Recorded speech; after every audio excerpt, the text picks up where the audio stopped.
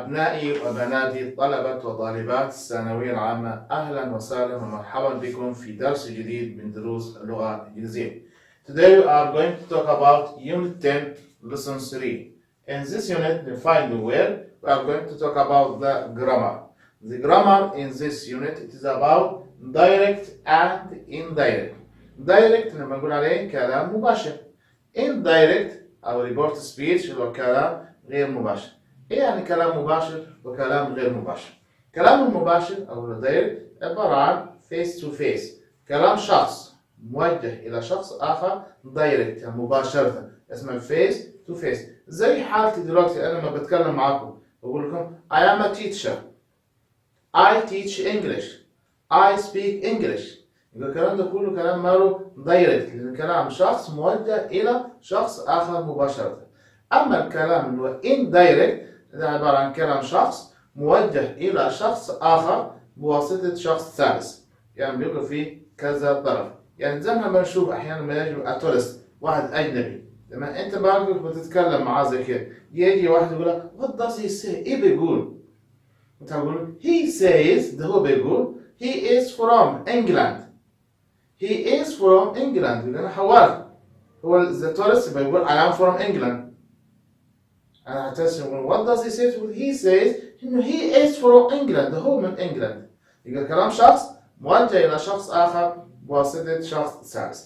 ده الفرق ما بين الكلام مباشر والكلام غير مباشر.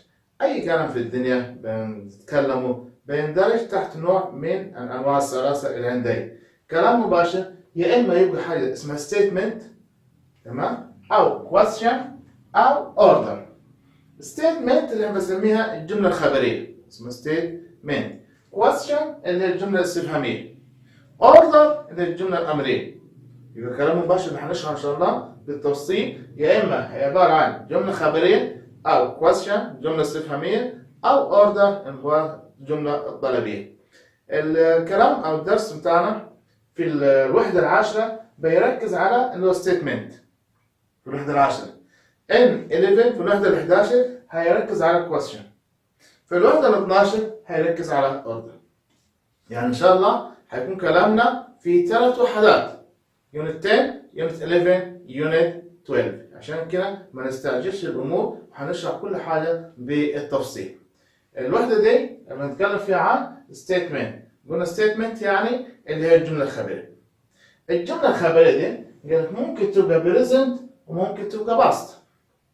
present يعني فعل القول في الزمن المضارع، أما past فعل القول في الزمن الماضي. يبقى هنعرف statement لما تبقى فعل القول مضارع هعمل إيه، ولما يكون فعل القول في الماضي هنعمل إيه. تعالوا نشوف مع بعض كده. أول جملة بيقول إيه؟ He says I'm very ill today. واحد بيقول إيه؟ I'm very ill today. طيب الجملة دي direct ولا indirect؟ هل هي مباشر ولا غير مباشر؟ هقول لك أسهل طريقة تقول لي عليها إذا كان direct أو indirect. في الكلام إنه direct مباشر هتلاقي في أقواس. أول ما تشوف الأقواس دي أعرف تقول الكلام ده direct، كلام مباشر. كلام مباشر. He says I'm very ill. طيب فين فعل القول هنا؟ فعل القول says. says معناها يقول، هو يقول. He says. إيه بيقول الشخص ده؟ I am very ill today. أنا النهاردة I am very ill today. ده كلام إيه؟ بقول عليه direct. طيب تعال نحولها إلى indirect. نقول he تنزل زي ما هي، says هتنزل زي ما هي. هتقابلني أقواس، أنا عاوز أتخلص من الأقواس، لأن لو قعدت هتبقى دايركت. أعمل إيه؟ قال لي ممكن أحذف الأقواس وأربط بدل منها بكلمة ذات. بكلمة ذات. تقول لي طب افرض نسيتها أو افرض ما جبتهاش، أقول لك صح، الجملة تمشي صح. يمكن ممكن أقول he says وأكمل الجملة، أو he says that. ده في حالة إيه؟ indirect يعني لما يكون كلام غير مباشر. طيب قلنا says ده فعل القول ماضي ولا مضارع؟ This is present.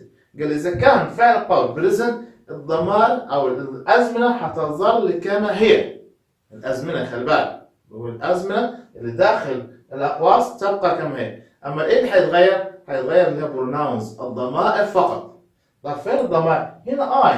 طب I عايد على مين؟ ده على هو اللي بيقول he says. يبقى I هتبقى he. am ده الفيرب to be I am. ما ينفعش اقول he am، انما هقول ايه؟ he is. واكمل باقي الجمله very early today. he says يعني هو بيقول that he is very early today. اوكي؟ يبقى انا حولت الجمله من direct الى indirect. مثال اخر they say ان هم بيقولوا they say بيقولوا ايه؟ we will win the match. احنا هنعمل ايه؟ we will احنا هنفوز بالماتش ده. انا نجي اقول what do they say؟ ايه بيقولوا؟ they say that ربطنا بذات we عايد على مين؟ عليهم هم. يبقى يبقى say that they will win the match. هو بالنسبة الجملة مستقبل انزلها مستقبل. يبقى الأزمنة تظل كما هي. امتى؟ لما يكون فعل القول في الزمن المضارع. طيب تعال نشوف المثال الثالث. he says to me. says to me معناه هو يقول لي. he says to me I can speak English very well. I can speak English very well. هنا says جاء وراها to وبعد كده me ده بنسميه pronoun ده ضمير أو بنقول عليه object مفعول. he says لما هناك says to هتتحول إلى tells معناه يخبرني. he tells me يعني هو بيخبرني. that هربط بذات I طبعا عايد عليه هو. he وأنزل باقي الجملة he can speak English very well. اوكي؟ يبقى ده امتى؟ إذا كان فعل القول في الزمن المضارع البسيط. ازاي أعرف فعل القول المضارع البسيط؟ هتلاقي يا إما says أو say بس أو says to. say هتنزل زي ما هي. say اللي says تبقى says. say هتبقى say. says to هتتحول إلى tells. تتحول إلى tells. بنحذف الأقواس ونربط بكلمة that. دي أول نوع. اوكي. now in the past تعالوا نشوف لما يكون فعل القول في الزمن الماضي البسيط in the past. for example he said I go to school by bus. واحد بيقول I go to school by bus. كلام direct ولا indirect؟ طبعا direct. ازاي؟ عشان في أقواس. أول حاجة في أقواس. طيب تعالوا نشوف فعل القول. he said ما قال say ولا says إنما قال said يعني قال. يبقى الزمن past simple ماضي بسيط. يبقى he said بس يبقى هتنزل said زي ما هي. في أقواس يقول احنا نتخلص من الأقواس ونربط بكلمة ذات وممكن بلاش منها تمشي الجملة صح. طب I عايد على مين؟ على he هو. يبقى I هتتحول إلى he. طب تعال نشوف فعل القول. الفعل ده go ده الزمن إيه؟ present simple. بس فعل القول برا بيقول he said هو قال. ما ينفعش هنا نخليها مضارع ماضي وجوا مضارع. انما اعمل ايه؟ هتتحول الافعال من المضارع الى الماضي. جو ده بريزنت سمبل مضارع بسيط. هخليه ايه؟ باست سمبل. طب ايه الماضي من جو؟ went. يبقى he said that he went to school by bus. يبقى انا غيرت كم حاجه؟ غيرت حاجتين. the pronouns الضمائر as I خليت he and tenses بالازمنه. جو ده مضارع بسيط خليته باست سمبل. اوكي؟ طيب مثال ثاني he said أو she said I cooked meat and rice yesterday. واحدة بتقول I cooked أنا طبخت النهاردة. طبخت لكم إيه؟ meat and rice. إمتى بس؟ ده yesterday مش النهاردة سوري. yesterday. يقول she said that I طبعا عندنا she. هنا cooked زمان past simple. past simple هخليه إيه؟ past perfect. يتحول إلى ماضي تام اللي هو had that baby. يبقى she had cooked meat and rice. هتلاقي في yesterday ده زمن ظرف زمان. yesterday هتحاول تبقى ايه؟ the day before يعني اليوم اللي قبل النهارده اللي هو yesterday. يبقى شو غيرت كم حاجة؟ غيرت I اللي هو الضمير. غيرت cook اللي هو past simple خليتها had cooked. غيرت yesterday ظرف الزمان as verb خليته the day before. ده كله امتى؟ لما يكون فعل القول في الزمن past simple ماضي بسيط. Number 3 he said to me I have finished my homework. طب بيقول I have finished my homework. طيب هنا said to ما جابش said بس. قال لما الاقي said to هتتحول إلى told. بيقول إيه؟ he told me that I طبعا هتقول he have finished الزمن إيه ده؟ have finished. أوكي. present perfect مضارع تام. هحاول اخليه ايه past perfect وأقول he had finished by هتبقى his homework. يبقى present perfect هيتحول الى past perfect للماضي التام. Another example. He said to me هو قال لي I will contact you this evening. I will contact أنا هتصل بيك النهارده this evening بالمساء. بعد said to هتتحول إلى told. He told me that I هتبقى he will هتبقى would. will استثناء فعل ناقص يبقى would contact خلاص me you هتبقى me. He will contact me يعني هو هيتصل بيا. This هتبقى that. تمام؟ this evening هتبقى that evening. مثال أخير number 5. He said I am going to buy a new car next week. واحد بيقول I am going to buy أنا هشتري a new car next week. He said that I هتبقى he. I'm going هتبقى was. The verb to be إذا كان في المضارع أحول إلى الماضي. He was going to buy a new car next week هتبقى the following week يعني الأسبوع القادم. نفهم من ذلك إنه زي ما قلنا إنه إذا كان فعل القول هنحول الضمائر، هنحول الأزمنة، هنحول الverbs الظروف. القاعدة بتقول إيه؟ إذا كان فعل القول present simple يعني مضارع بسيط هيتحول إلى past simple ماضي بسيط. past simple هيبقى past perfect. طيب present perfect مضارع تام هيتحول إلى past perfect يعني ماضي تام. طب لو هي past perfect الجملة past perfect قاعدة تبقى زي ما هي past perfect. طيب present continuous اللي هو مضارع مستمر هيبقى past continuous ماضي مستمر. طب الجملة past continuous ما هي ماضي ما ينفعش اقول ارجعها مضارع لا past continuous تبقى past continuous. ليه؟ لان احنا بنحاول from present to past من المضارع الى الماضي بس. طيب لقيت will او can او may. will كن هتبقى would can هتبقى could may هتبقى might. طيب is going to هتبقى was going to are going to هتبقى were going to. ده بالنسبة للأزمنة. كذلك بالنسبة للverb الظرف سواء ظرف مكان أو ظرف زمان. يعني لقيت now هتبقى then.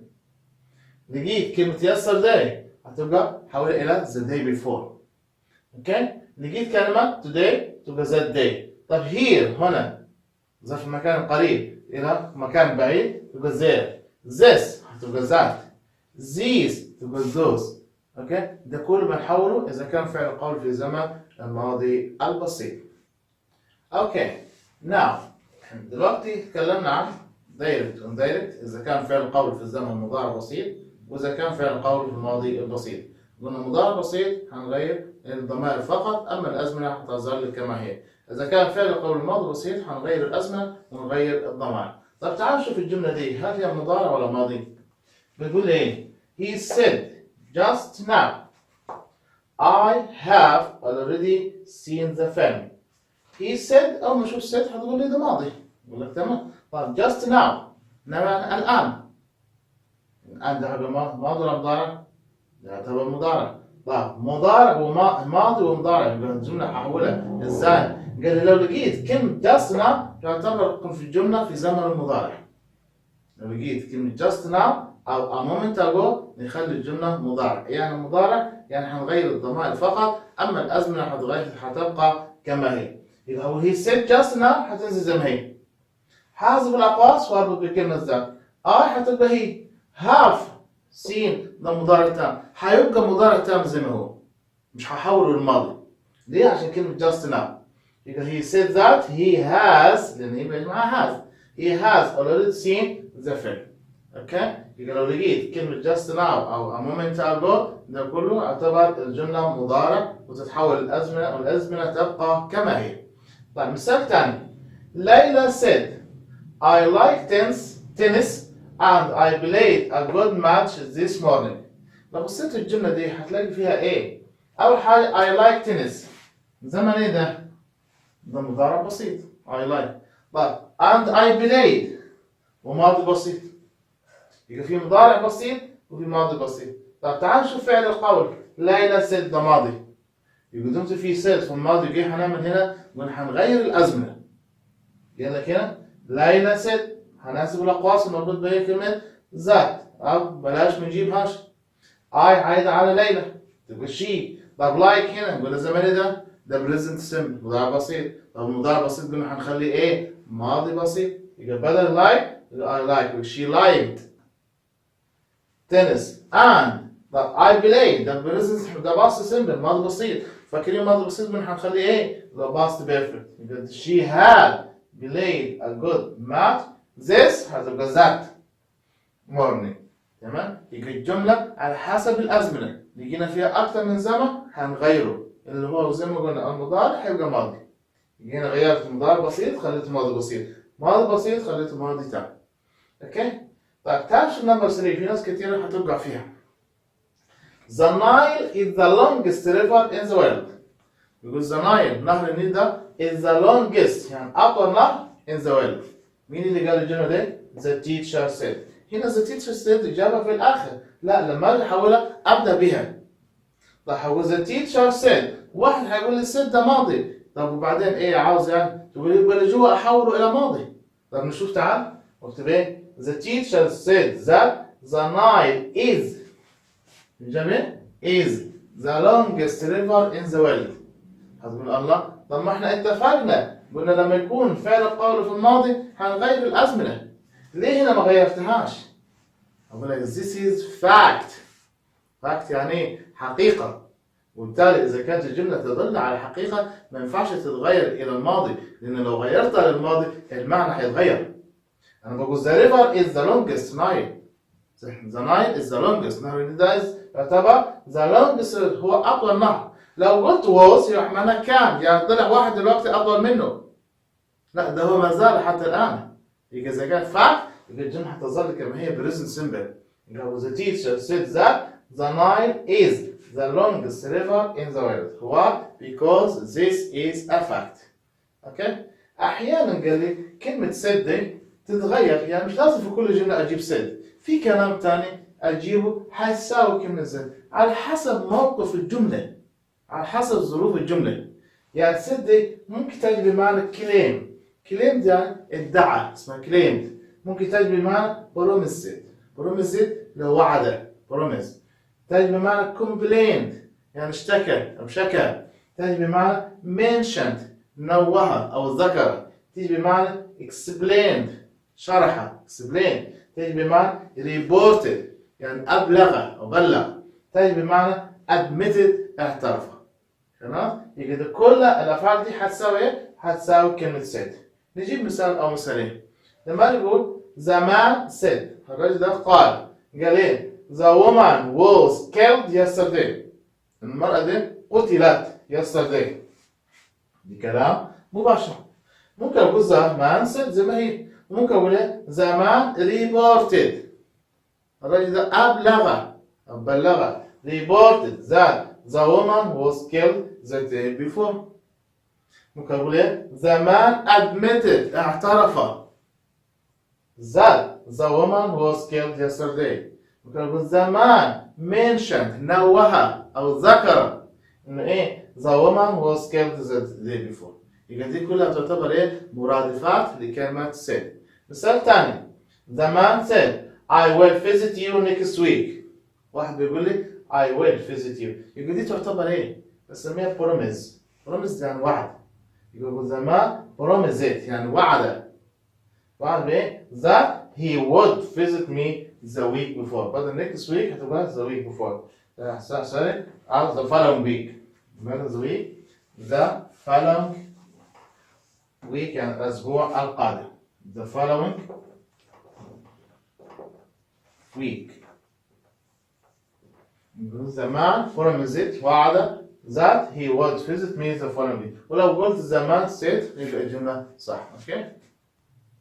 Now choose the correct answer. آخر حاجة هناخدها بعض التمارين هنحلها مع بعض ونشوف هل احنا فهمنا القاعدة بتاعتنا أو لا. أول جملة بقول إيه؟ I told the teacher the following lesson. أول حاجة عايزك تبصها تشوف الجملة هل هي دايرك ولا إن دايرك. زي ما قلنا في أقواس يعتبر دايرك، ما فيش أقواس يبقى غير دايرك، وبالتالي هقدر أحدد إجابتي عن طريق ذلك. هنا بقول that I told أو مش كلمة told يبقى على طول الكلام ده indirect غير مباشر. غير كده إنه ما فيش أقواس. I told the teacher هنا طبعا ماضي. يبقى لازم اللي جوا هيبقى ماضي. اشوف فين الماضي. didn't attend ده ماضي، wouldn't attend ماضي، won't attend ده مستقبل، hadn't attend ده ماضي. يبقى هستبعد اول حاجه، هستبعد دي. طيب يبقى ده didn't attend ده ماضي بسيط، wouldn't ده مستقبل بس، المستقبل من والماضي من وين. hadn't attend ده ماضي تاني.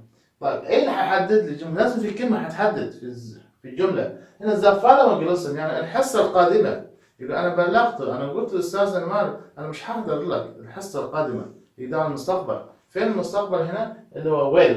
طبعا بس هنا عشان توظف في الماضي يبقى اختار الفعل في الماضي اللي هو I wouldn't attend. I told the teacher I wouldn't attend يعني انا مش هحضر الحصه القادمه. اتفهم؟ طيب شو نمبر 2؟ He said a moment ago. هذا برضه a moment ago قلنا هنساوي ايه؟ اللي هو just now. يعني توي الآن، يعني الزمن هيبقى هو نفس زمن الجملة. That his car last month. last month ده ايه؟ ده بسيط سمبل، ده ماضي بسيط. أروح أدور على الماضي البسيط، فين الماضي البسيط في دولة؟ اللي هي كلمة saw. He said a moment ago هو قال منذ لحظة قال ايه؟ إن هو باع مش هيبيع. ليه؟ عشان كلمة last month ده ماضي بسيط واختار ماضي بسيط. He sold his car. ما ينفعش أقول had sold لأن had sold ده ماضي تام. كذلك would ده تدل على المستقبل، has ده مضارع تام. لكن last month ماضي بسيط يبقى أقول إيه؟ sold. طيب number 3. The mother that the children were still awake. إن الأطفال ده ما زالوا مستيقظين مش راضيين يناموا. يبقى هنا الأم ده بتعمل إيه؟ هل هي remembered ولا complain ولا promise ولا reported؟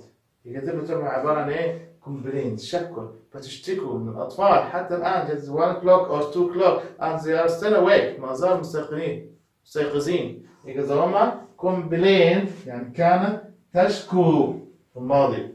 The children were still awake. آخر جملة ريم محمد was going to buy a car. واحد أول ما هشوف كلمة ريم هشوف محمد يقول لك ده محمد مفعول. طب إيه يعني؟ يقول لك أنا أختار told. أقول ريم told محمد يعني بلغت محمد. لا مش هتنفع.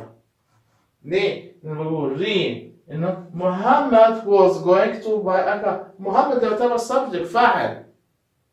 محمد was going to buy a new car. يبقى استخدم ايه؟ اقول ريم said قالت. يبقى ما ينفعش told لان لو قلنا told واعتبرنا ده مفعول، طب فين الفاعل بتاع الجمله الثانيه؟ مفيش فاعل. asked wanted to know ده بعد ده في السؤال ده هناخده ان شاء الله في الحلقه القادمه. يجي نقول ايه؟ ريم said قالت. يعني المفروض قلنا said that محمد was going to buy a new car. بس زي ما قلت لك انا ممكن احذف ذات والجمله تمشي صح. يبقى ريم said قالت محمد was going to buy a new car.